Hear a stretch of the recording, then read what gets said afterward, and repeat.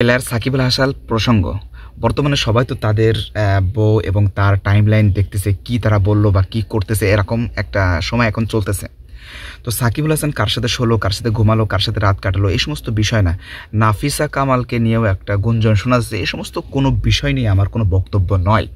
আমার বক্তব্য হচ্ছে, যখন বাংলাদেশে বৈষম্য বিরোধী ছাত্র আন্দোলনকে কেন্দ্র করে বিশাল এক তোড়পাড় বাংলাদেশে সৃষ্টি হলো, তখন কিন্তু সাকিব আল হাসান এবং তার স্ত্রী তারা নিউ ইয়র্কে বসে বসে তারা পিৎজা খাচ্ছে এবং হাসি মুখে তারা তাদের এনজয় লাইফটাকে করতেছে একের পর এক, তাই না? এটা কিন্তু আমরা দেখছি। এবং এই বৈষম্য বিরোধী আন্দোলনকে কেন্দ্র করে তার কোনো বক্তব্য ইতিমধ্যে এখনও পর্যন্ত আমরা কিন্তু শুনতে পাইনি। যেখানে দেশে একটা ক্লান্তির লগ্নে এই সময় তাদের সাপোর্ট, তাদের একটা কথা এত পরিমাণে বুলেটের মতো কাজ করতো, সেই কাজটা কিন্তু তারা কিন্তু করতে পারেনি। নির্ঘাত আমরা বুঝি এটাই যে তারা আওয়ামী লীগে যোগ দিয়েছিলেন শুধুমাত্র মালের আশায়। সেই মাল কিন্তু তারা কামানোর জন্য যোগ দিয়েছিল। আর তারা জানতো যে আওয়ামী লীগে যদি যোগ দিই তাহলে বিনা ভোটে কিন্তু আমরা এমপি হতে পারতেছি। এরকম একটা বিষয়কে কেন্দ্র করেই কিন্তু তারা অগ্রসর হয়েছিল।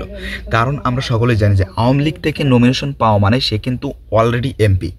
তো সেই ক্ষেত্রে আরও সাকিব আল হাসান ছিল একজন প্লেয়ার এবং আওয়ামী লীগের থেকে যাতে করে কোনো দোষ ত্রুটি না হয়, এজন্য সাকিব আল হাসানকে কিন্তু তারা কিন্তু দাঁড় করিয়ে দিয়েছিল। তা আমরা দেখছি যে সে তো মাগুরাতে কোনো রকম কোনো উন্নয়ন করেনি যতদিন সময় ছিল। হয়তো সে যে 7 মাস 8 মাস যে এমপি হয়েছেন, এই 7-8 মাসের ভিতরে এমপি হওয়ার আগে হয়তো তিনি 4 থেকে 5 বার মাগুরাতে আসছে, আর এমপি হওয়ার পর হয়তো 2 বার সে মাগুরাতে গেছে। এরপরে আর মাগুরাতে কিন্তু সে যায়নি। সে কিন্তু বাইরে কোথায় দোকান উদ্বোধন সেটা করে বেড়াচ্ছে। তো যাই হোক, এটা মুখ্য উদ্দেশ্য না। আমার উদ্দেশ্য এটাই, যেখানে তোমাদের দেশপ্রেম, হাজারো তোমরা দেশপ্রেমের গল্প শোনাও, কিন্তু বৈষম্য বিরোধী ছাত্র আন্দোলনের সময় তোমরা কোথায় ছিলে? তোমাদের বক্তব্যটা কোথায় ছিল তখন? তোমরা কেন ছাত্রদেরকে তোমরা সাপোর্ট করো না? অবশ্যই তোমরা মীর জাফর এবং তোমরা হলো দেশের গাদ্দার এবং তোমরা এই দেশের শত্রু। তোমরা কখনো দেশের বন্ধু নয়।